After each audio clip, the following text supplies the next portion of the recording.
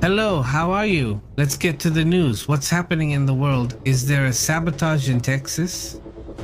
We are, well, also facing the new one. Iran's most powerful weapon is supposedly already being activated, and as you may know, this has to do with oil. They claim that they're targeting the global economy, and this could hit all of us in the sense that it would affect everyone's wallet around the world. Let's get into the details of what's happening in that regard, but the stakes have been rising in every way. Let's also get into the details of what's happening in North Korea and Iraq. There have also been missiles fired that have hit the Syrian base. Today we're going to talk about what's happening inside Israel. President Netanyahu has sent a message to what Donald Trump has said. A very important reaction because in the end this is a war involving three countries, mainly Israel, the United States and Iran. Go ahead and share, and well, let's get to the information. Let's start with one of the images, maybe one of the most shocking ones we've seen in this conflict. What are we seeing here?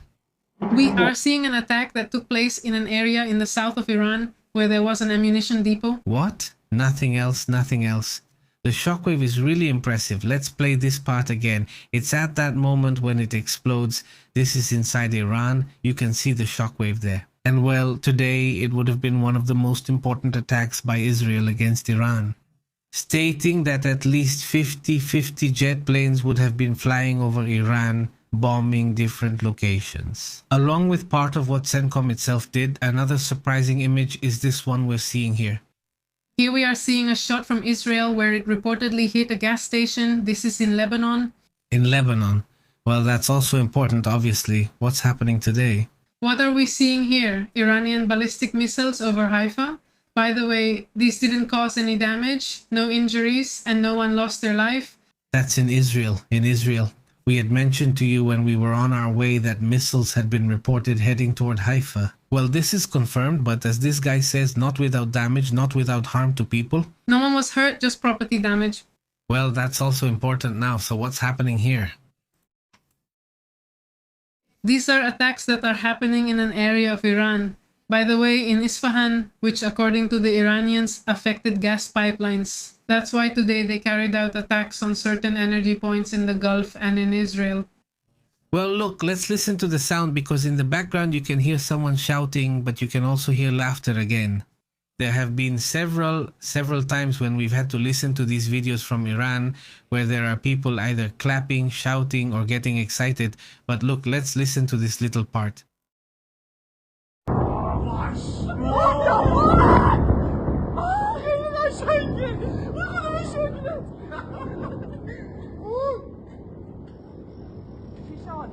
Well, between someone shouting and someone laughing, a little bit of everything. The thing is that this supposedly happened in the Kim area in Isfahan according to the report. No, this is also part of what's happening in the world. And well, here we are watching this explosion that occurred at a refinery in Port Arthur, Texas. Well, let's go to the details of what's happening in this region of Texas in just a moment. It was sabotage. What's happening or what is it about? It wasn't an accident. An explosion that was reported, as you mentioned, at a refinery. It's not the first one. There have been several in recent days. That's why the question is valid, right? What should be done in these complicated moments? Look, here's a daytime shot that's been shared. It's a daytime shot reported from that same refinery as well. Well, this is a shot from a corner, not from some cameras, that shows the moment.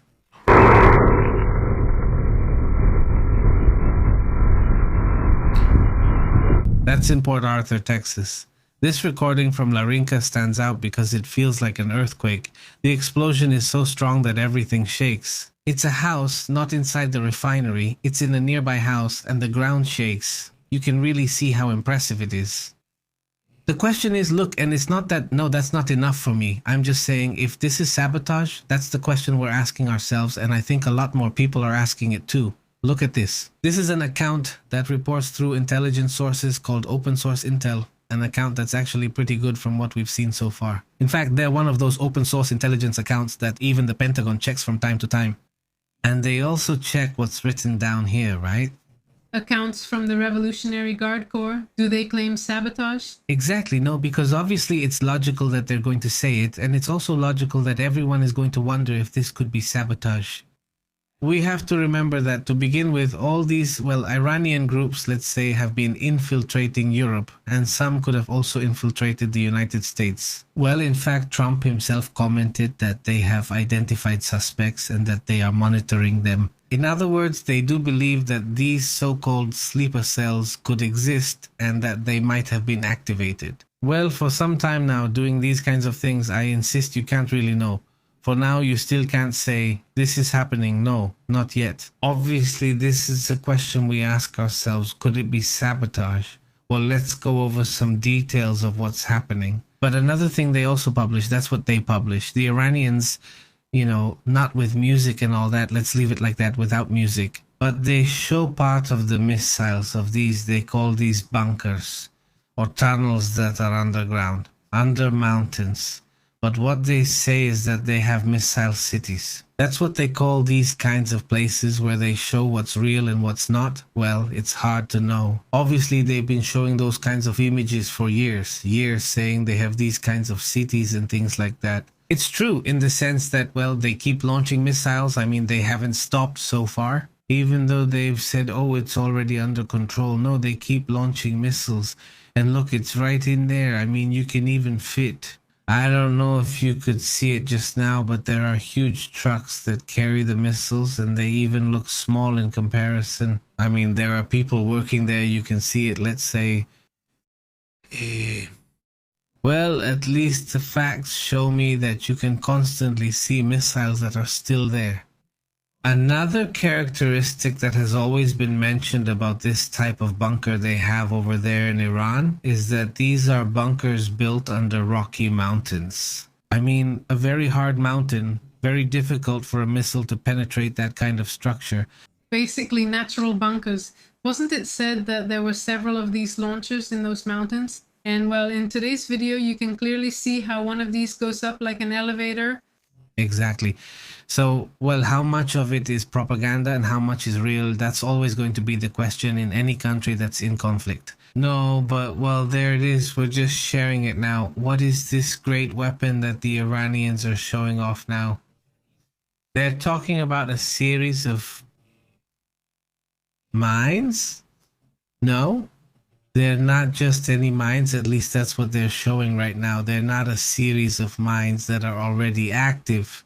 United States officials have stated, pay attention, this isn't information coming from the Iranians. This is information released by United States officials on Columbia Broadcasting System News.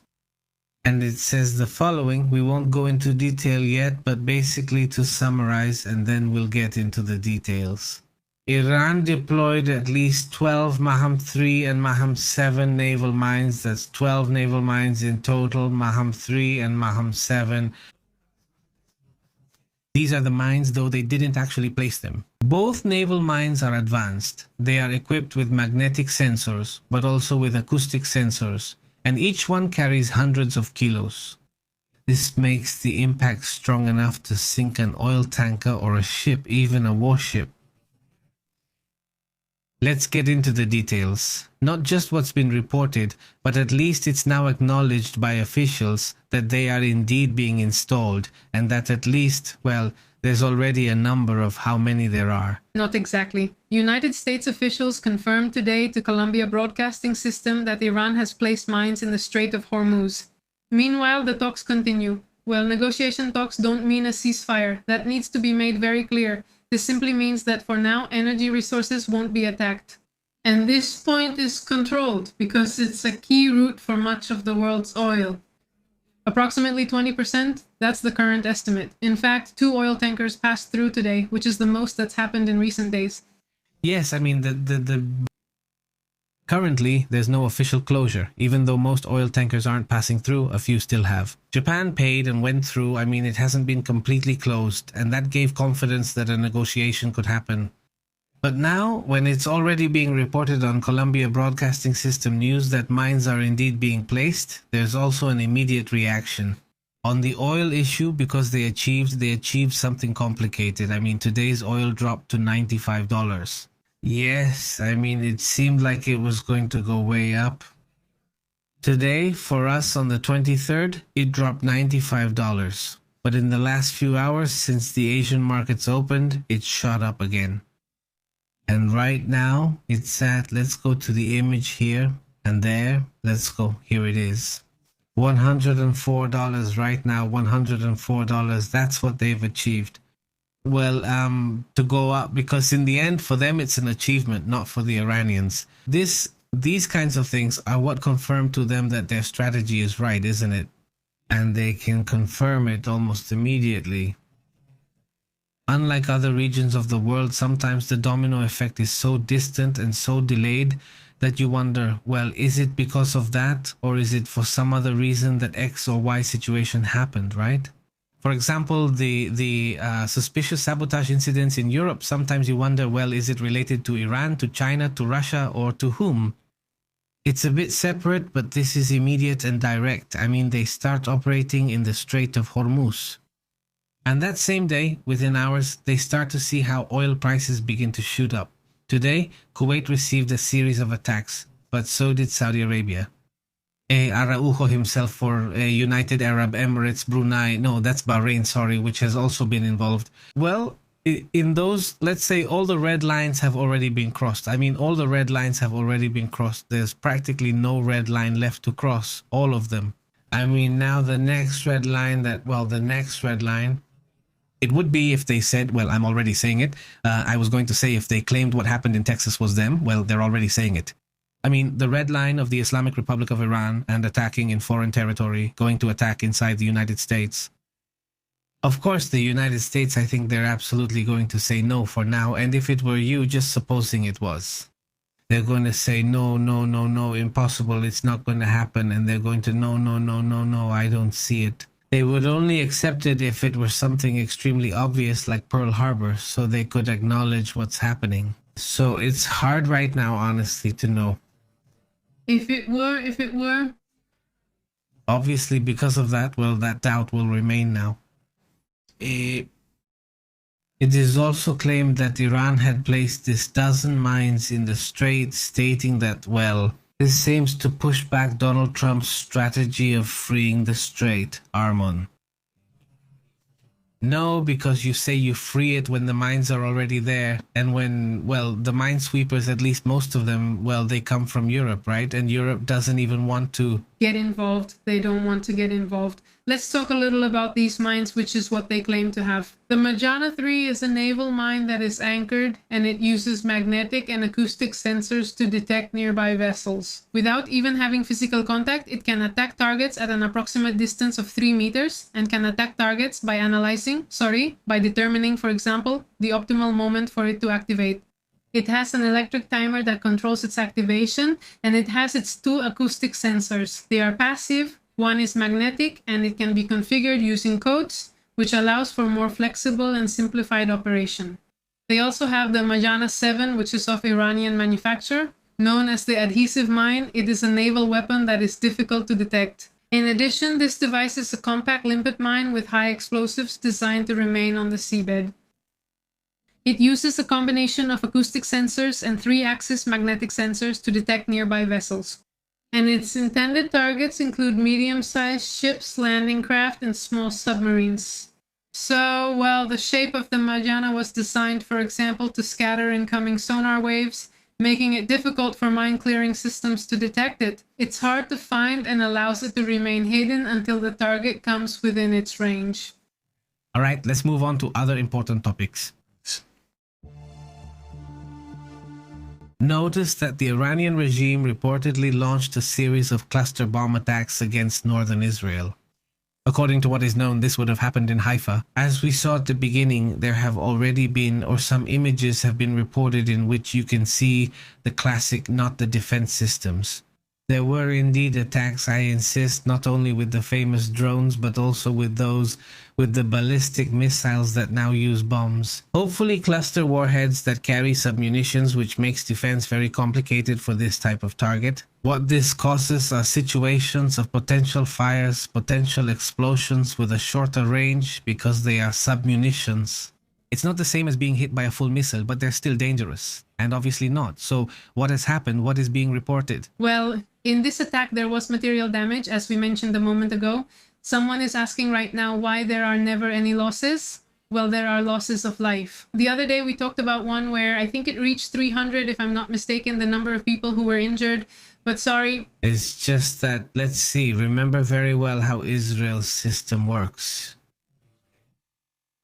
It's a country that is adapted to war. By law, every house has to have its own protection area in case of an event. If everyone has shelters and everyone has a shelter, and then first of all, they also have 2 early warning systems. One is through cell phones, which gives you about 10 extra minutes to hide. And then there are the sirens, which is when you have to be in the shelter immediately, so people are usually already sheltered when that happens.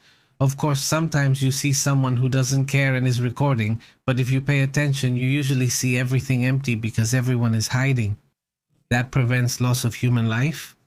You can also look at the conflict with Bukhania, Russia.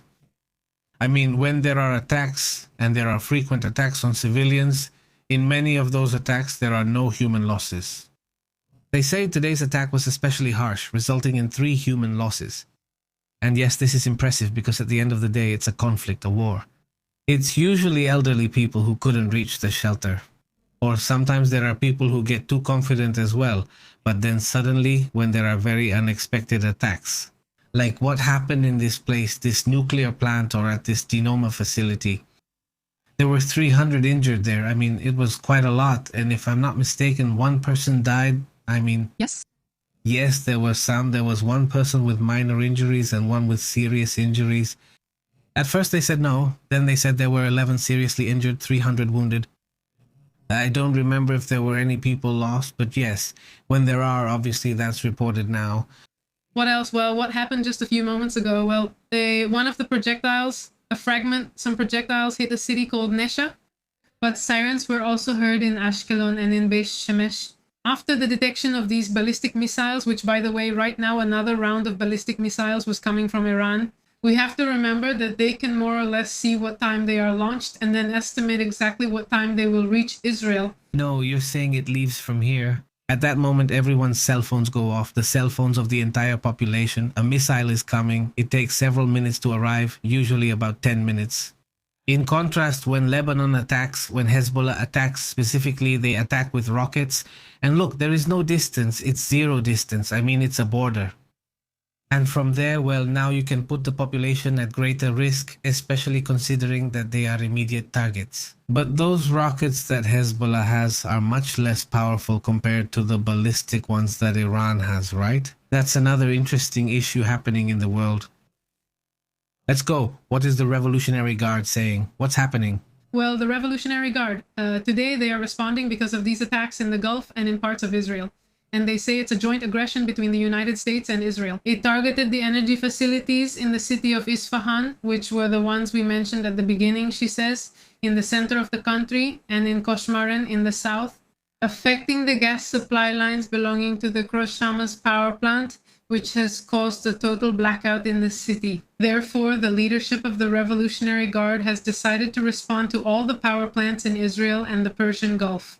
That's why we saw the attack on Kuwait and other attacks during this period. Is Saudi Arabia next? Well, Traga, no, they're not far. They're just 1 step away.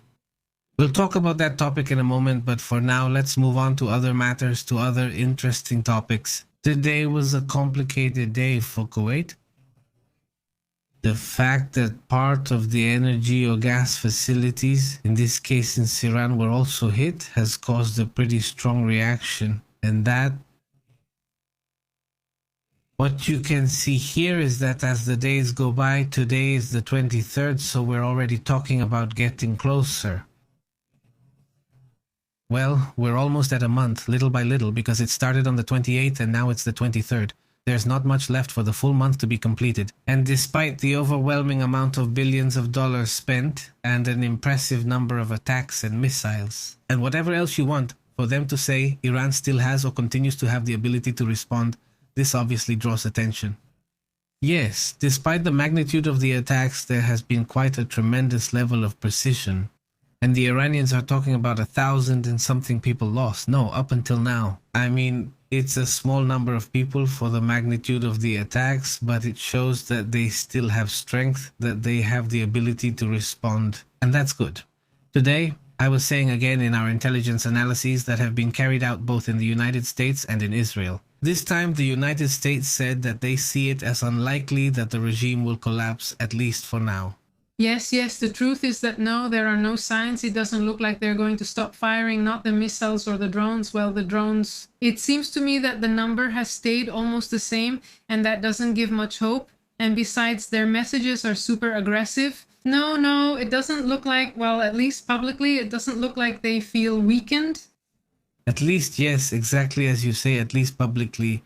That's the issue now. What does Netanyahu say about all these topics? Let's listen. We'll see what Iran says and what other actors in this conflict say. Let's see what they say.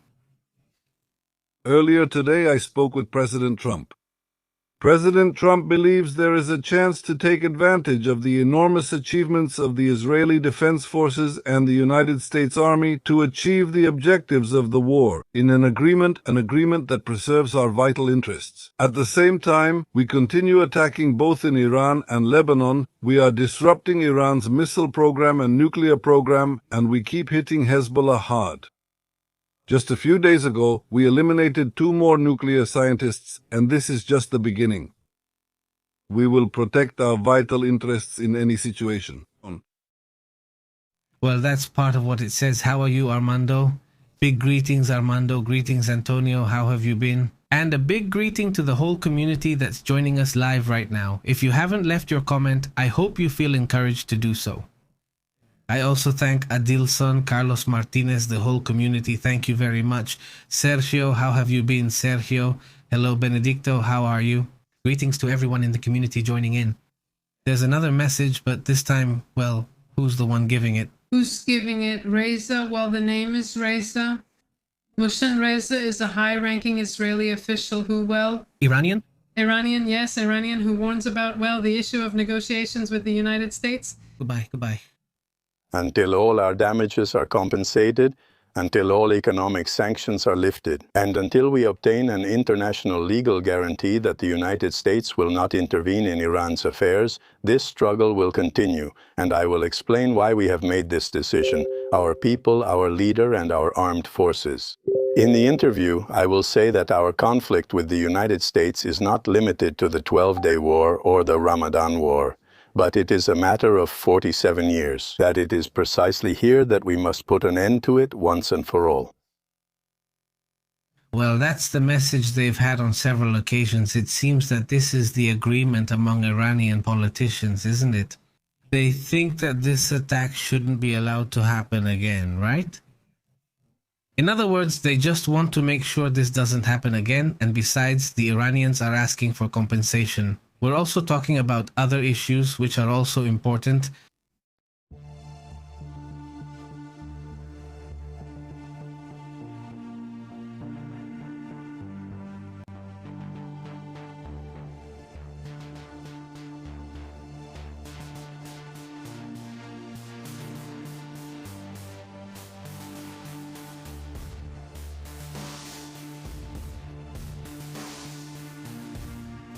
Well, let's move on to other matters quickly. By the way, there's a surprising image of a huge hailstorm. This happened over there in Vietnam, in Laos. No, this would have happened yesterday, but these images had been circulating all day. The roofs are completely full of holes. Look, completely full of holes. It's really impressive. Well, this looks like a little school that was damaged, and well, this has been tough, hasn't it? The rains, the storms in that part of the world as well. Another surprising image, this one shared by Greenpeace Mexico, and it shows, well, this spill that they are reporting. In the Gulf of Mexico, it says. It keeps spreading and now totals 630 kilometers along the affected coastline. That's what the Greenpeace Mexico account reports.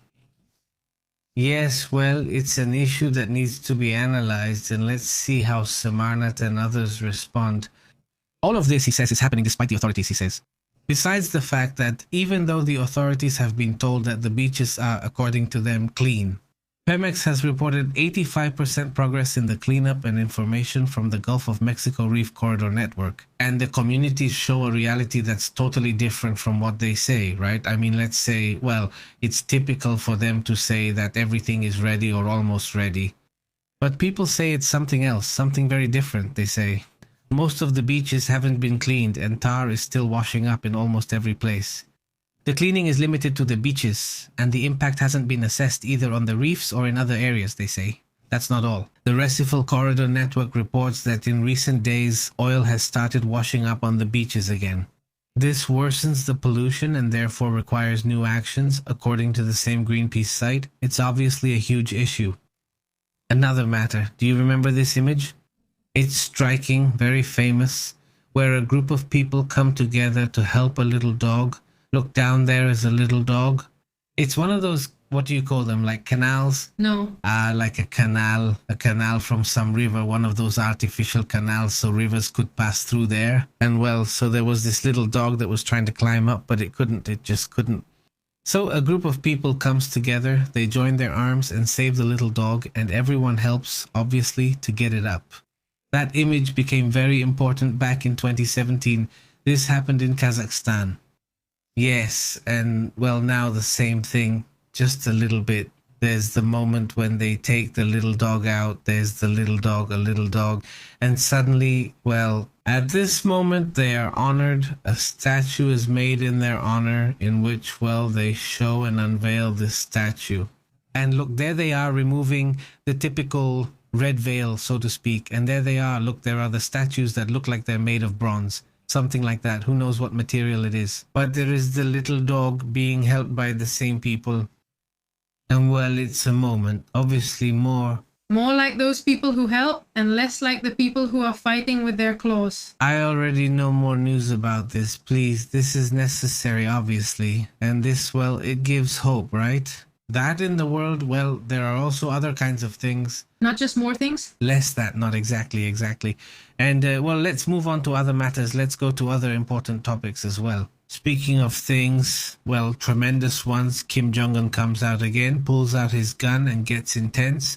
Ready? He's ready to get intense? That's his thing. Ready, he goes crazy. Lately, he's been angry, right? What's happening? Well, today he made a really strong threat to South Korea, he says. We will make them pay without mercy.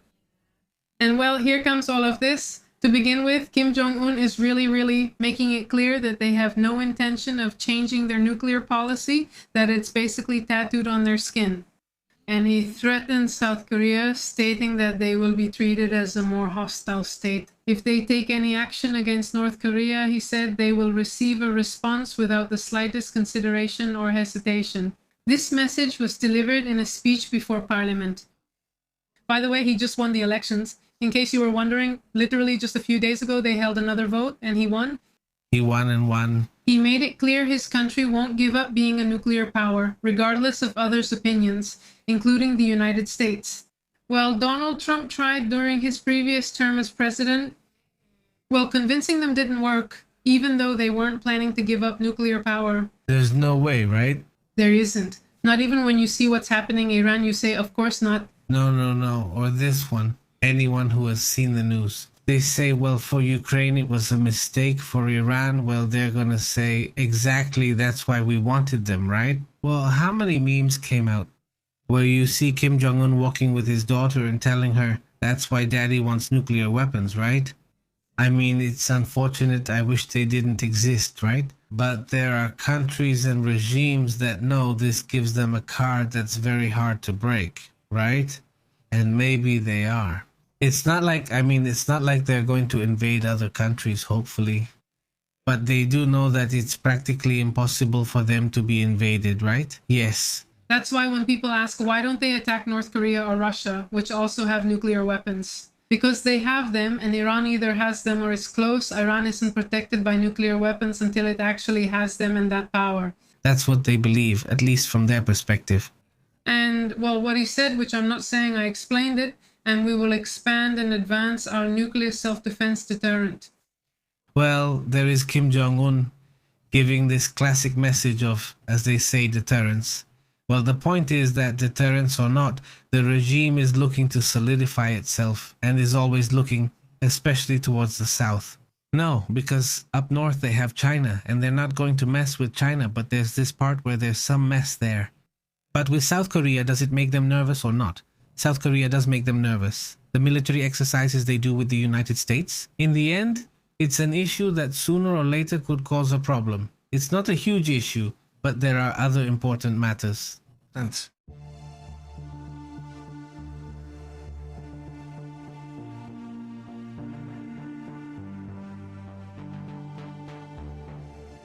There's also a noteworthy report there. Before we move on, 5 missiles fired from Iraq reportedly hit a military base in Syria in Ajaka. This movement is noteworthy because in the end, Iraq has been a country that has been hit very hard. This is because Iran is constantly firing at Syria, but besides that, there are groups everywhere, including Baghdad, that are favorable to Iran. So, as a result, there's internal chaos in the area, so much so that they started attacking the embassy itself and what's called the Green Zone. But now there's a report of an attack or some alleged missiles, at least 5, that were fired toward the village of Talagwa. We're not going to say that from there, from the vicinity of the village of Talagwa, this movement was seen. The Syrian army reported that 5 missiles were fired from those surroundings, very close to the border. With them, 20 kilometers from the border, shots are fired towards Syria, according to the army's report. Well, this is a statement that has already been released by the state agency Syrian Arab News Agency. The Iraqi army responded with search operations to locate those responsible. I mean, the Iraqi army hasn't controlled it. These are pro-Iranian groups inside Iraq. It's not the Syrian or Iraqi government. It's not the Iraqi army. If not, they're groups. At least what they say are groups. So, come on, they're girls and they support the Ayatollah. Exactly, and you see that everywhere, also in Pakistan. In fact, in Pakistan, when the Ayatollah falls, they got really aggressive against the United States Embassy and several even lost their lives. Because yes, they really did. I mean, the level of violence increased and well, northern Iran also hosts one of the strongest pro-Iranian factions, which is the Popular Mobilization Force, or the Popular Mobilization Force. Well, let's move on to other important matters as well.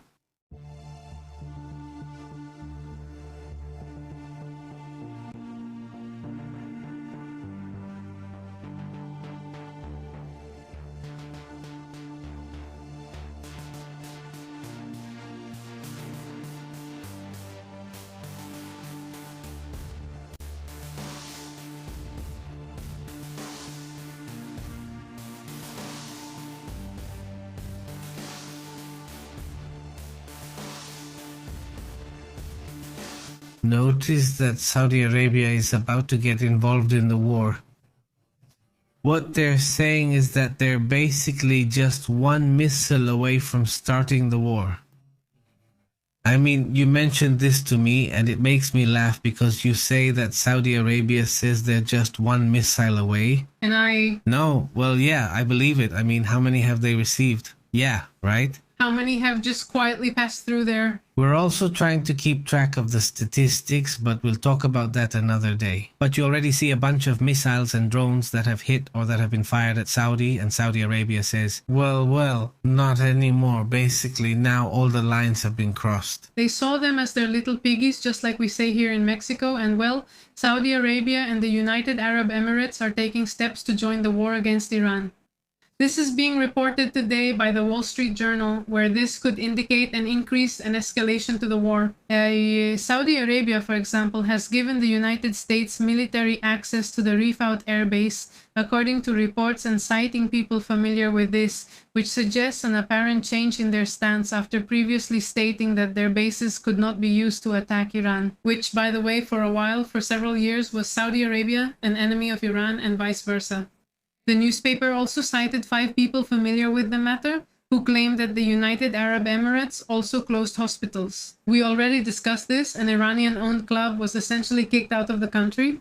According to some videos, some missiles used in attacks against Iran have been launched from Bahrain.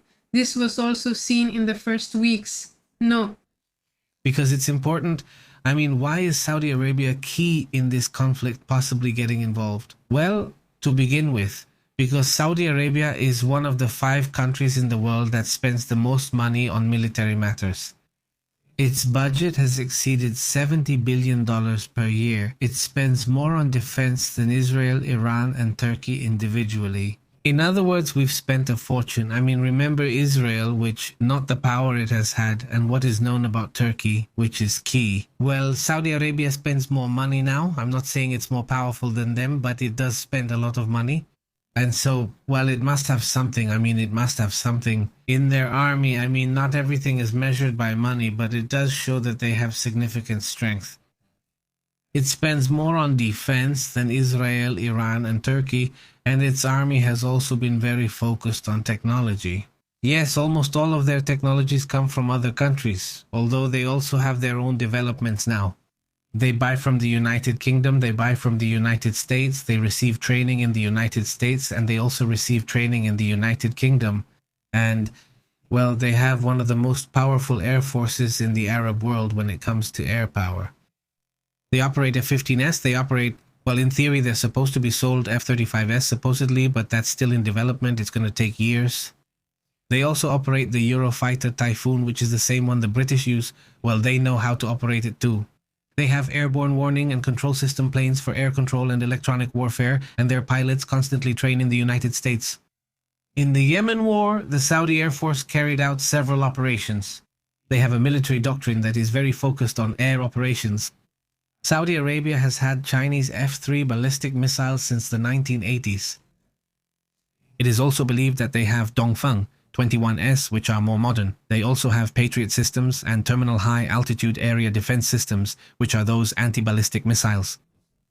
Well, let's say in terms of budget, they even have Abrams tanks.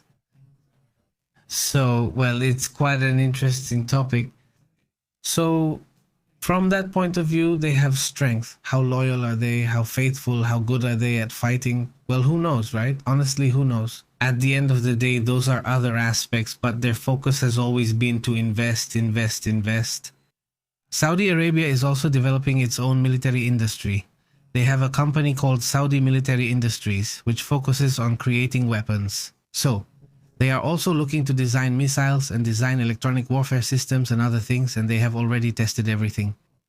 So I think at some point they could surprise us. Their goal is that by 2030, they will be able to produce 50% of their weapons themselves. It's not an issue. I mean, we're talking about a country that isn't small in that area, at least not really. It's not someone who has power and is going nowhere. To nothing that gets the living involved. We'll see how things go with the talks, although, well, the talks aren't an actor, right? No, not so far. Well, there's also information now about what happened here. An explosion at the Valero gas station in Port Arthur. What happened there? That's an explosion from an accident that happened over there. Currently, it's under investigation and the cause of the explosion is still unclear, but fortunately, no one was injured. It's the one in Texas, the Valero Refinery in Port Arthur, which is about 145 kilometers from Houston. But the mayor, whose name is Charlotte Moses, has asked people not to leave their homes. Well, the smoke is very toxic, and she said that the firefighters were already working on this issue. And yes, there was an explosion, but we're fine, everyone is fine. So, well, this is happening in the middle of a rise in gas prices, which is drawing attention. By the way, Valero is a refinery that has about 770 employees and has a processing capacity of 435,000 barrels of oil per day. It's something that's really needed, you know, when you might have oil, but you don't have a refinery. Basically, it doesn't really help you much. And well, the state representative from Texas is Christian Manuel. He said in a social media post that the Texas Commission on Environmental Quality had also arrived to monitor the air and work with the authorities. What is going to be done? That's the price, not $104. We saw at the beginning of the broadcast what happened over there in Texas. Not just one, well, in an explosion at a gasoline refinery, what they show there. Well, let's see what else the sergeant says. And the same authority from Port Arthur, Texas. Our friends in Texas have already told us, and we even have friends who have worked in the oil industry for years. And they tell us that there are often incidents, or is it not like that? It wouldn't be that unusual either. It could be sabotage, that's possible too, but it also wouldn't be that strange if there was an incident. Because in the end, well, it's a state that has a lot of refineries and those oil wells. And how much does it cost? Well, it would also be something that's not out of the ordinary, right? Accidents happen. We'll see if they report or give details about what's happening in that region of the world. There's no talk of potential sabotage or anything like that, obviously. They're discussing an ongoing investigation, but that's all. Let's discuss other interesting topics too.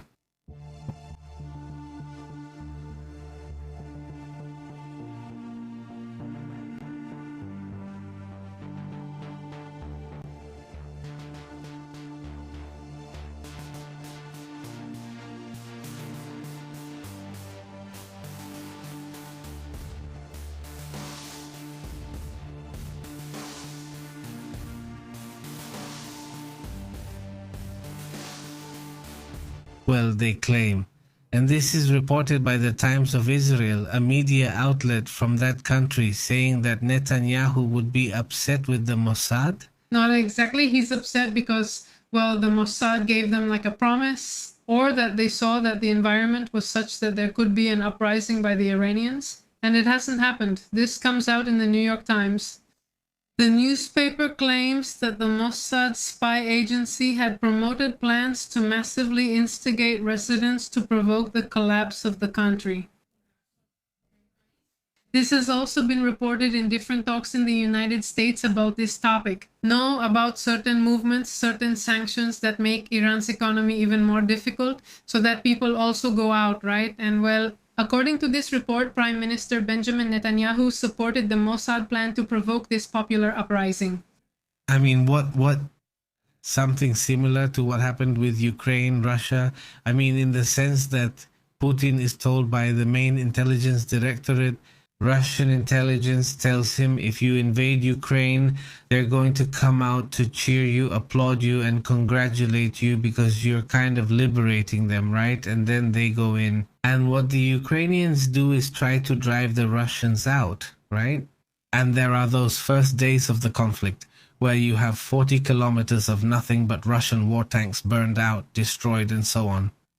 Because the same people, the local population, were stopping them. Not detaining them, but doing whatever they could to sabotage them and not let them pass. And it turned from a special operation into a war that has already lasted more than 4 years. No, because then, obviously with huge differences, right? With huge differences. Well, if there's a regime with a very repressed population, that's how it is over there. Protesting there can cost you your life. But even so, obviously maybe the calculation is wrong, or maybe it's something else. They haven't stopped bombing. How are people supposed to get out? How are they going to get out? How are people supposed to go out and protest or try to overthrow the regime if the bombs keep falling? I mean, that's also an issue where you say, well... Exactly, that's what they told me. Mossad's report was shared with the whole Netanyahu family. Don't you remember? Also, some weeks or months before this war, David Bernier went to Washington and presented this same report. It is believed that this is the report David Bernier presented. In what he said, he predicted that after the death of the Iranian leaders, the agency could mobilize the Iranian opposition and provoke massive unrest in Iran by instigating riots and other acts of resistance through intelligence operations, which would lead to the collapse of the regime. This was also presented to Netanyahu to the White House, and it was part of the reason why this move was decided. However, this uprising has not been able to happen because the opposition has entrenched themselves. I mean, they are not locked up. I think it's fear. And well, the rival religious factions of the Iranian government could indeed face off against each other. But right now, the chances of a regime change are very slim. Well, there they are, and I imagine that's also a complaint from the United States saying, hey, your intelligence failed there. Which I always say is not a rule, right? They won't always act like you, so what can they do? Who knows? I don't. Now, let's move on to other interesting topics as well.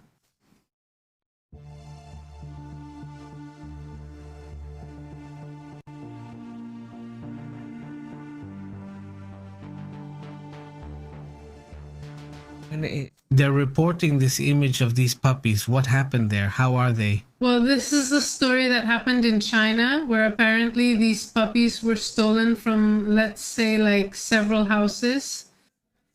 Because all these puppies weren't together, they're neighbor puppies basically, and they play together every day. Well, someone stole them. You know that in certain areas of China, well, yes, there is still consumption of dog meat.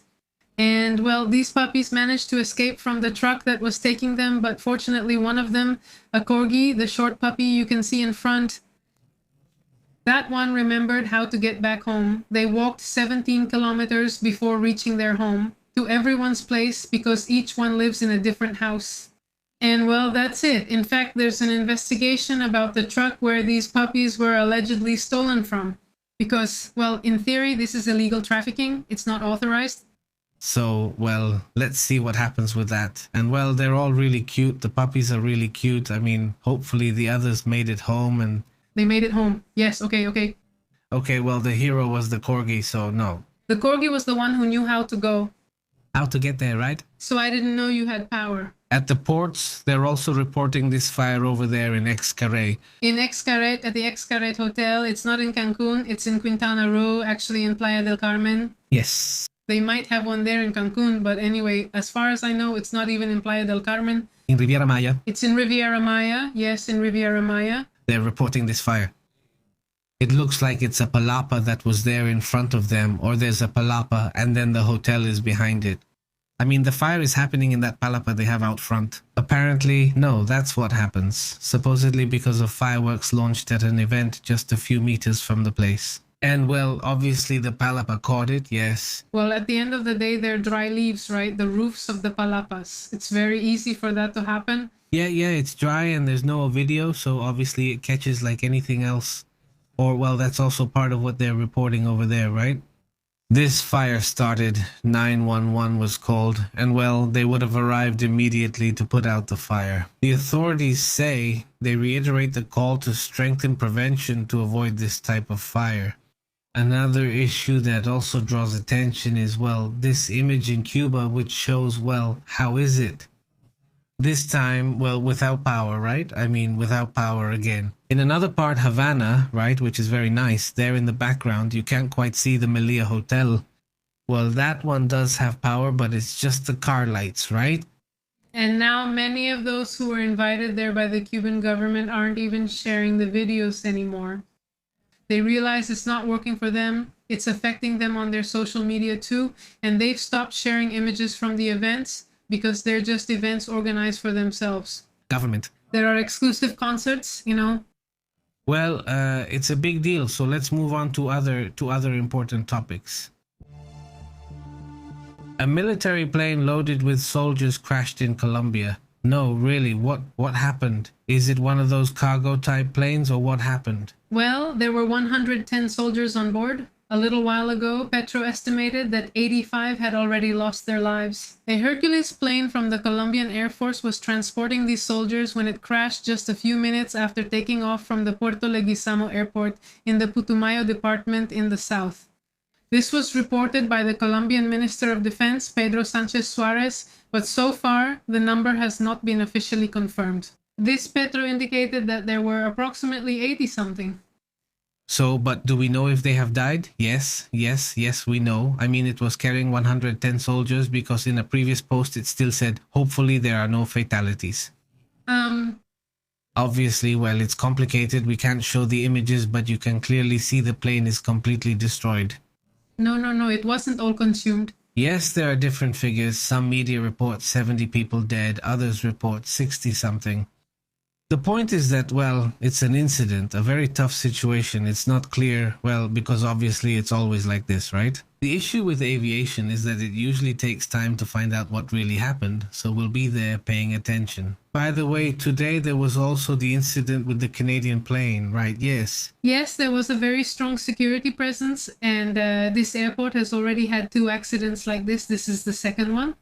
In the audio, you can hear the controller say, "I made a mistake."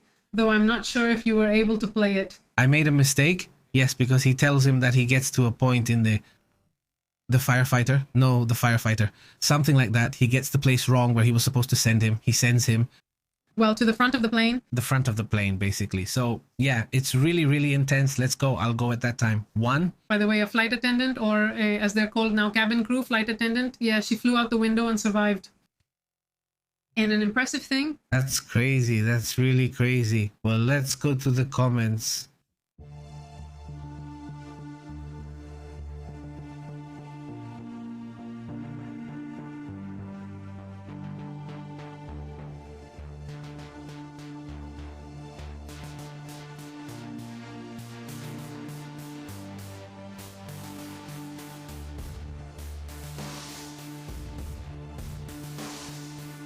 Awesome. So let's get to the information. And well, first of all, a very special greeting and a hug, right? For Ruben Williams. Well, we've also been close to similar situations. And we send you a hug to you and your family, right? Obviously, everything is going to turn out great. And also congratulations because you're a grandfather now, obviously. And that's also something to feel proud and happy about, obviously. A hug really from the whole community, as you can see. And well, what else can I say? Let's say hello to Dulce Rodriguez. And yes, guys, we should all talk and try to stay as calm as possible. Saving money, avoid using gas, reduce expenses. A 70% balance will be huge. It will improve the war balance. Greetings, Dulce. Dulce, how have you been, Leonardo? A big hello to you too. Thank you very much. Greetings to Carlos Sanchez as well. Big greetings, Dulce. How have you been? Cheers, he says. Guys, we need to talk to everyone. Be as much as possible. Did you read? Yes, Dulce. Cheers, Dulce. Greetings to Armando Antonio. He says, haha. Kim Jong-un's elections, that's crazy. They say it was a very close race. I know, him against himself. He says him against himself. Him, I know. I mean, how was it? That's just, things aren't like that. How do they prefer Kim? Short hair version, long hair. With a leather jacket. With a chubby guy. What do you like? Darwin Blanco sends us a message. Greetings from the Middle East. He says, Pepe, on a Colombian Air Force plane that crashed in Colombia. With, hey, yes, we just mentioned it right now. 121, you have the number 121 for us. The last report was 112. It seems so to me, yes. Around there, it's just that they haven't... But anyway, the numbers are there. Tremendous, tremendous, Darwin. Let's hope there are survivors, not at the moment, but that's a detail we'll talk about later. Great. Same to you, Ruben. Greetings, Ruben. A hug to you too, says Dulce. We hear from the United States, California, Baja California, Mexico can make an assessment. A lot of people will cross, he says. Ah, wow, there's the comment. A lot of people will cross the border to get fuel. Look, as long as they don't raise the price on us, I mean, they come and buy the cheaper one. Cheaper one, but it already went up. Yeah, well, here already, at least at the gas stations we just passed. All of them already. In all of them. For the ones that are always 1 peso cheaper, are you risking your truck or car not working afterward? Don't they have, for example, I told you they were at 28, well, they were at 27, almost 28. No, well, if it's more expensive, then yeah, because that one that's 28 is at 26, right? Yeah, around there, right? It went up. That price hadn't been seen before, right? Greetings, Sophia Loren. How have you been? All the way to Coatzacoalcos? All the way. Greetings, Sophia. Greetings to you. Gilberto, greetings to you too, Sofia Mendez. Greetings, Gilberto, says Pixel. Every 83 days of this 2026, if this year already feels endless to me, I know, President, it's so long. 1,000 things have happened and we're not even halfway through. Everything has happened, everything. Benedicto, how are you? What's new? What is clear is that from how the year 2025 was to how the year 2027 will be, that is the... Fire horse at full speed, fire horse. They didn't say that. They didn't say it was a year with a characteristic of a lot of activity, a lot of change. He took it very intensely, but fire horse, tremendous. And even though we haven't had the chance to do the live stream with Alice Trita, we send her a big greeting. Greetings. Ale, but it's still pending because Ale had already told us some things from his perspective about what could be coming. And, well, I mean, yes, he's been quite accurate, he says. Carmen Salinas says, good evening, greetings, greetings. She has been. Carmen, greetings, greetings, yes, yes. How have you been? Greetings, she says. Can you send a greeting to my mom, Mrs. Linda, for her 84 Springs, please? Well, many congratulations to Mrs. Linda. We hope she will be here for many more years enjoying her springs. Congratulations, Mrs. Linda. Hope you're well. Greetings to Cibola as well, to Adilson, to Emma Andrade. Ofe Mendez is also here. Carlos Martinez. How are you, Carlos? Greetings to Marcela as well. What's up, Marcela? What's up? How are things over there in Chile? Right, Cibola? Wow, what a signal. I remembered their puppies. Do you recall that Disney story where they crossed? It was based on a real case, I think, but I'm not sure. The one called Homeward Bound, I think that's what it's called, or something like that, about 2 dogs and a cat that crossed from one point in the west to the east of the United States. No, and there are like 3 versions of it, and well, it's really beautiful. Greetings, greetings. He says, no, they didn't jump out during the flight emergency. What, Carmen? Greetings. How are you, Francisco Arce? How have you been? Very good. Good evening, Walter. What's new? Benedicto de Ofe Walter. Don't they say? Okay. Okay, greetings to Gabriel Duran Castro. How are you, Gabriel? Thank you very much for your comment. Also to Walter Osorio. And Pepito and Pepina say... He says, greetings, greetings. Tapatia, what? Hey. The World Cup, right? I mean, how's it going, right? How's the World Cup going? Here in Monterrey, they're about to play. What is it, Iraq and Bolivia? Yeah. Iraq and Bolivia, I think. I'm not sure if it was with Bolivia. No, there's a 3rd team, but I can't remember who. Greetings to Benedict and his manager from the United States. Yes, he was going to invest in oil fields in Argentina, I think from there in Texas, says Benedict. Well, just invest in countries and that's it, that aren't at war. Because if not... That aren't in conflict. Of course, how interesting, Benedict. Greetings. Says Pixel, incredible. How can just 3 countries upend the world? Well, yes, but these aren't just any countries. You say they've had it for a long time. How long has this conflict been going on, whether it happens or not? That's why it seems like the... Let's go. I mean, I think there is something all 3 countries agree on. I believe they don't want this conflict to happen again. I mean, on one hand, Israel says we don't want to have an Iranian regime that keeps advancing and advancing because it's going to be a huge problem in the future. But on the other hand, Iran says exactly the same thing. I mean, they say, what guarantees do we have that they're not going to cause another incident? And the United States is on the same page, right? I mean, the United States gets into conflict thinking about whether it was possible to bring down the regime. And that's something that up until now hasn't happened. At least he says it's called coming home. He says, is it a true story or partly based on real events? No, yes, but it's very, very old, really. The first version is old. Look, Adasso says they're playing. Here it is. Sorry, it says Iraq is playing. Bolivia and Suriname. Yes, Suriname was the one I forgot. So out of those 3, only one moves forward, correct? Yeah, something like that. Yeah. I know who has to fight whom. Well, yeah. She says here, all of me. I mean, first, like, it's more certain that among the 3, right? I mean, at the same time. Yeah, no, she says. I was expecting to start with 3 rounds to see if it's fun, she says. Everything's fine here. The neighbor would come up, the benzina. It's just that she says gasoline like that, benzina. Lines of cars at the gas stations, she says. We're getting ready for tough times, she says. Marcella. Greetings, Marcella. Greetings. Marcella for the comment. Greet Chris in comment, she says. I'm searching for cheap flights, but with the oil situation, prices suddenly skyrocketed. Yes. Well, the other day we were saying how much the increase was. It was at 100, how much? 180, 170? Something like that. And you say, no, it skyrocketed terribly, says Pixelcat.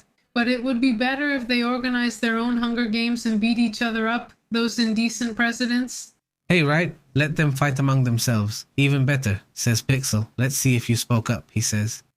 Who else is speaking, Dulce? Where's Suriname? Where is Suriname? Good question. Right, who? In North America? Well, America, not North America. In the Caribbean or something like that? Let's see. Does it sound familiar? Let's see where it is. It says, Bolivia, Suriname, and the winner will face here. Okay, let's see. Suriname is... No, but is it in Africa? Yes, here I saw it. It moved over there and I thought it was in America. No, it's right next to it. No, it's one of those areas in Latin America that really, no. Yeah, like they don't even speak Spanish. We don't have any relationship with them. I mean, no, really, I mean... To see what they're talking about? Suriname is a country... Right next to the water? What did they take from Suriname? Let's see. Does anyone speak Dutch? No? Well, no wonder. Dutch is also lost here. It's better if they learn Spanish and come together. At least Portuguese, do you understand? But yes, but Dutch is complicated.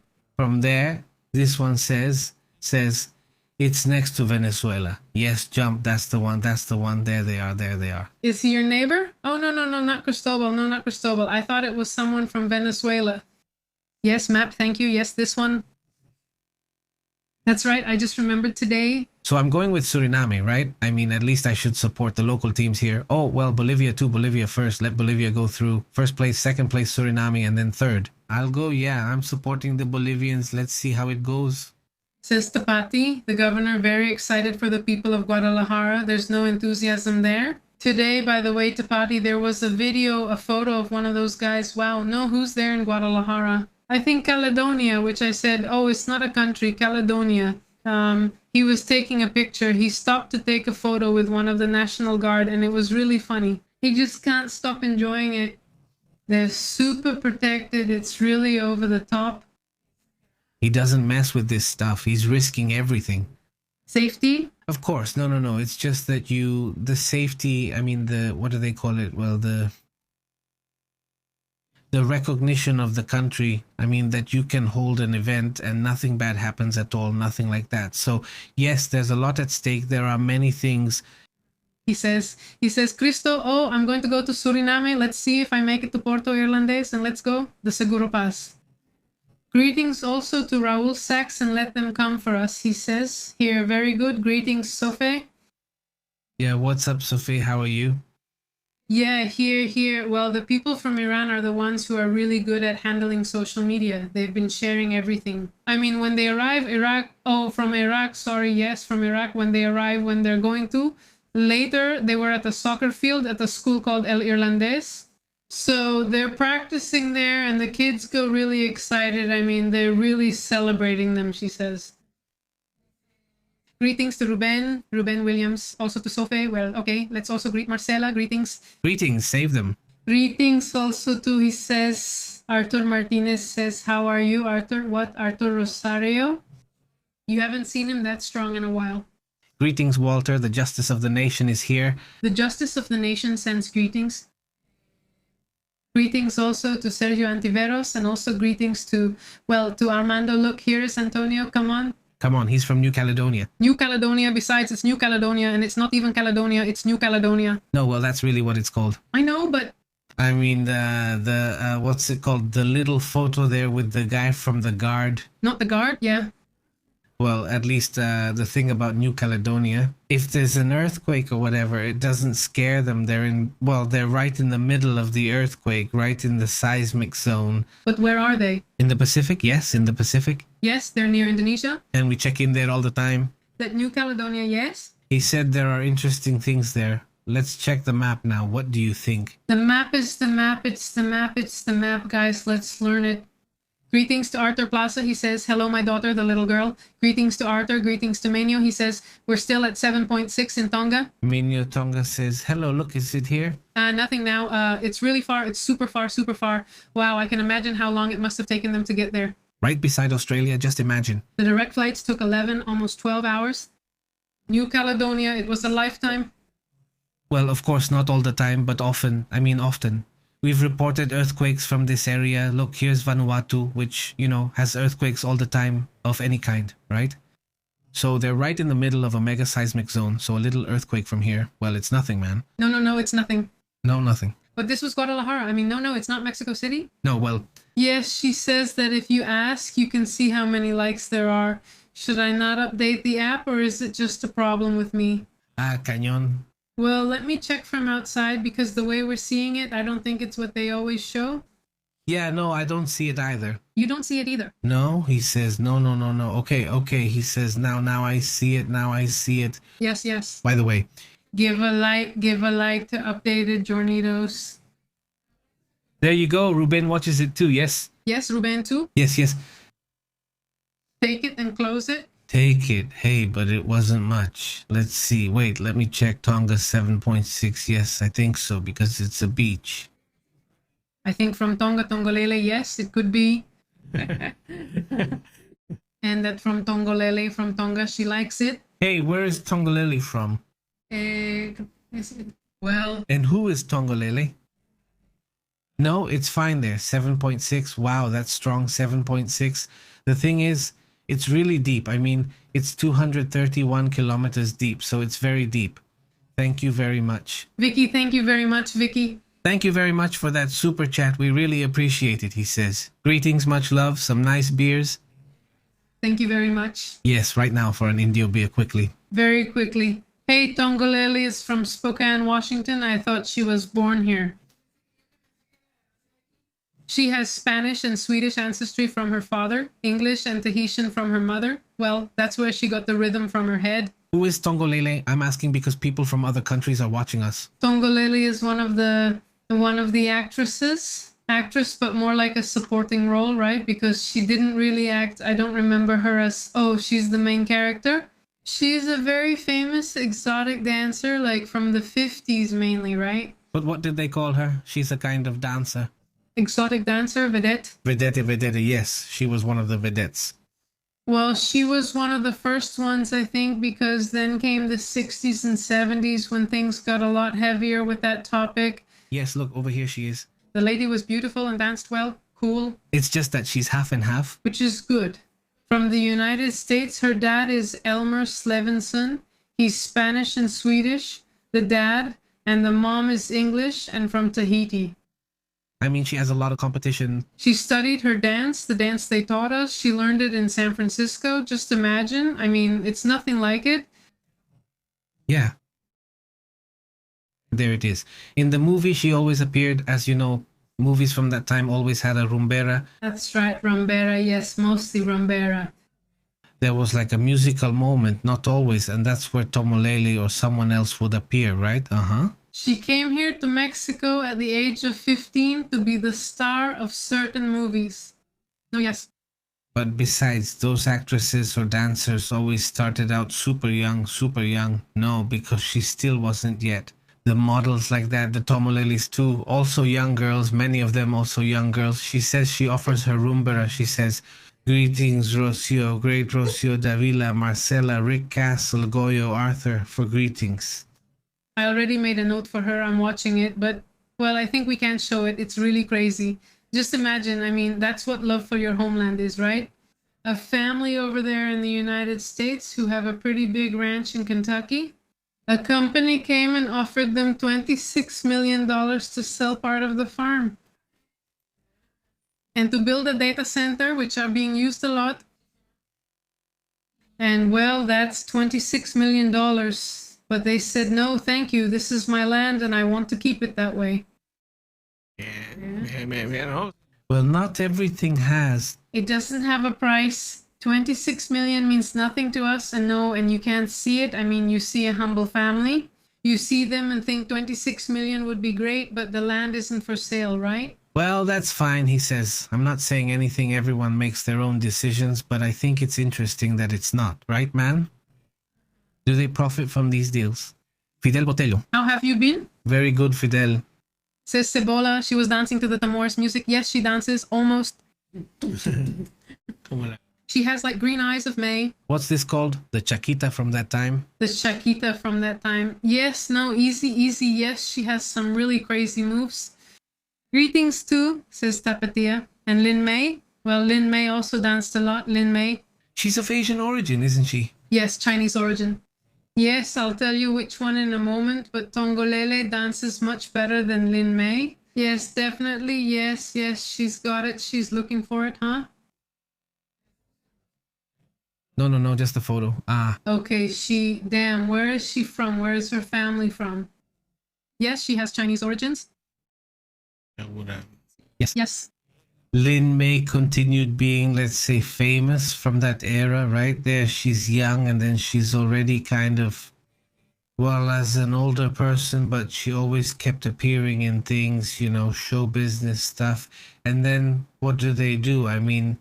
Well, she disappeared for a while. Do you remember, like, after the 80s, we hardly saw her, but then with the song by Pimosh? Pimoch, of course. She reappears and comes back to life, and well, from there she's gone from one thing to another, right? Lilia Guadalupe. No, well, she doesn't have sciatica. No, yes. Lilia Guadalupe sold the Mayares. I'll explain how soon. I saw it somewhere and I can't find her. I'll set it to default and see if it is. Says Mr. Pioneer. Greetings to you, Pepe, he says. With the economy, here's a joke. My bank account is like an amusement park. Fun, right? You go in excited and come out dizzy, and there's still 1 peso left, he says. Just imagine, Pioneer. Lin May's father emigrated from China to Mexico. Yeah, I mean, her dad is a migrant from China. Oh, look. Yes, I write a lot about movement. Chinese movements have always existed, yes. In Mexico, the United States, he says. Nancy, how have you been? Greetings, Nancy. Very good, he says. Could we say that we are already in World War III or not? What do you all think?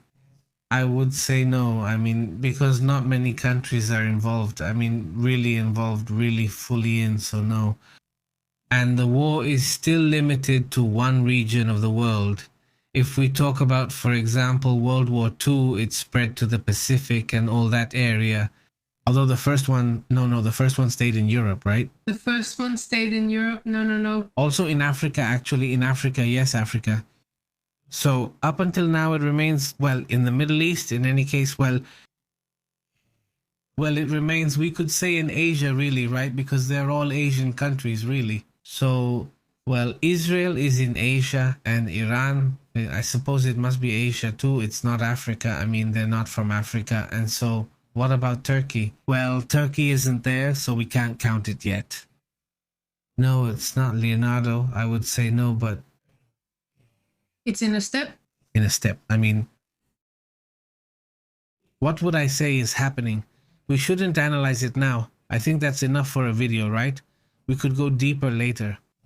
What would be the steps for this to be considered something at least close to a conflict? This World Cup? Not now. From the point of view of cyber warfare and all that, well, if we count that, we've been living in a global war for some time now. Yes, but well, it's not. In any case, it would be more like a kind of Cold War, not a global one, right? Basically, he says. Surgeries to the max. He has daughters who were in the United States. Look, son, no son. Yes, it will be.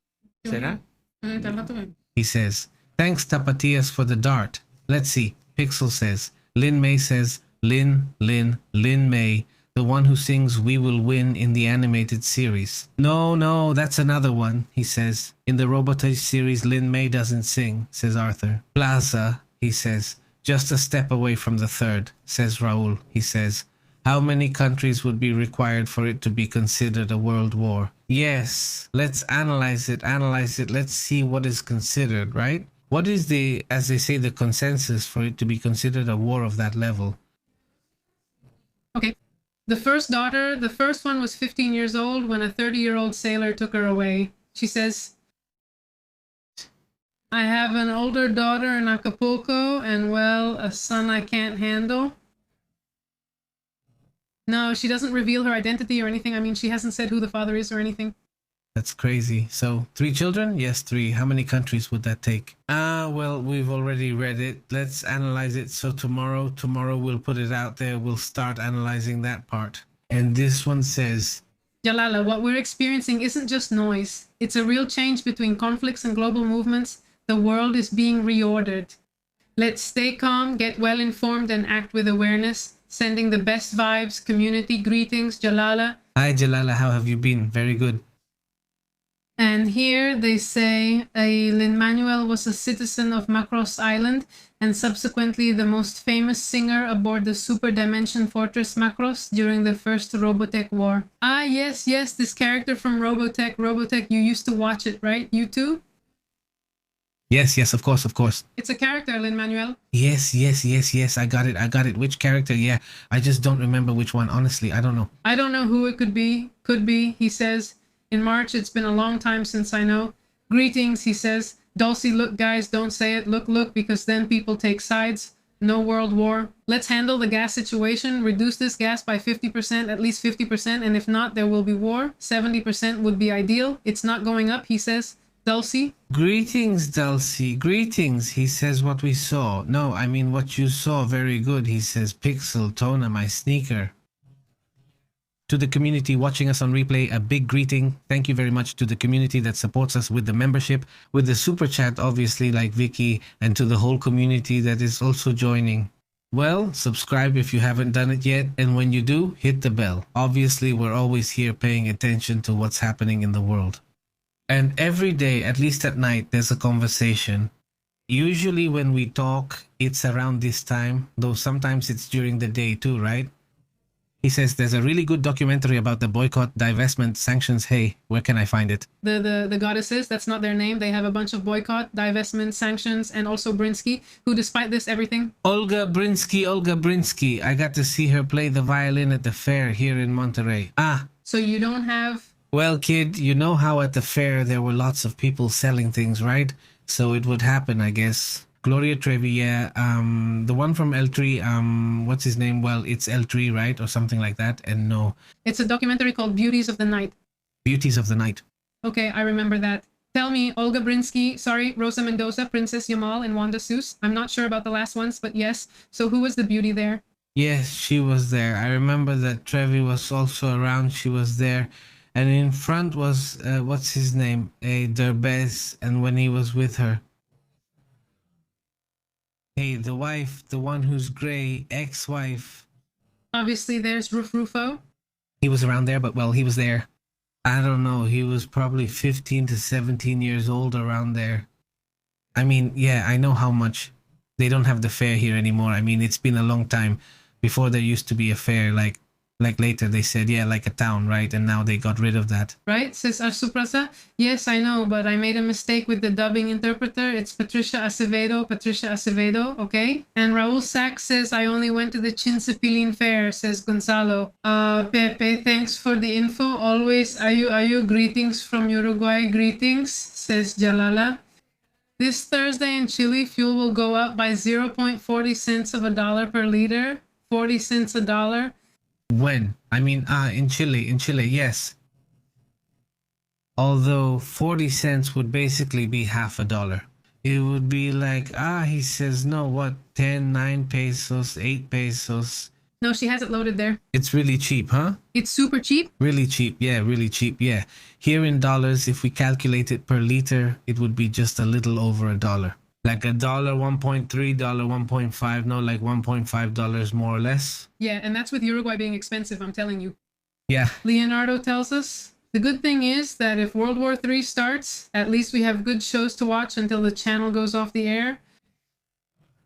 I know, because sometimes you lose internet, says Marcella. I went to the supermarket to buy as much as I could since everything will go up on Thursday. Thursday, do you think there will be a price increase for the chifle? Let's see how it goes. Let's see how things are right now, since it's a little more... Well, the price is still at 4, almost like when we started. I think it started at 103 when we were beginning. How is the stock market in Korea? What is it, South Korea? Obviously, he says, here it is. Let's see. Is this it, right? I mean, it's still going down, but it bounced up a little bit. I mean, it's up. That, like how it closed yesterday in Japan, well, it's in the red. Today, this line is today. Well, for them it's the 24th, so let's say it's already Tuesday. No, this is Monday. Monday wasn't so bad for them, but on Tuesday they're going down. China, which had been doing very badly yesterday, bounced back a little. This is yesterday, meaning for them it's Monday, and this is Tuesday, the 24th. Yeah, so they're struggling to try to bounce back, right? That's in China. Hong Kong also bounced back. Look. So right now it's a positive outlook. That's what we see at the moment, despite what's happening, right? And well, same thing. The dollar more or less closed about the same as it opened, around 1780. Bitcoin is at 70,000. Gold is at 5,339. Gold also bounced back yesterday. Look, it bounced back yesterday. This is, I mean, for us, it's still today. Today is Monday, but Tuesday is already starting lower. Again, it's trying to go down again. Do you see the drop that gold has over there? Also, another interesting thing about that. Greetings. How have you been, Eric? Very good, Solange. Today, there was a 6.0 earthquake in Tonga. Very deep, over 200 kilometers deep. Yes. So it's very, very, very deep. He says, Venezuela went more than a decade without gasoline and nothing was saved. It was a disaster. Greetings, I. Greetings, how have you been? I'm great. Well, let's go. Guys, remember that we're on WhatsApp, we're on Telegram, and we send you the live notification. And we're also on Facebook, X, and Instagram. Great, have an excellent, Monday. And for those who are on Tuesday, we'll catch up with you in a bit. We'll keep talking until tomorrow. We interrupt your regular programming. Well. Thank you for tuning in, really. This is Pepe. En vivo. The truth is intense, tough. The unbelievable is real, tough. Here we analyze it, global perspective. Don't miss out, connect to the channel. Pepe Live controlling the signal. Pepe and Astrid telling it like it is. Raw journalism, here it's respected. Turn on the alert, don't lose track until next time. Yes, sir, we're taking attendance. Subscribe. Pepe Live in the house. Subscribe.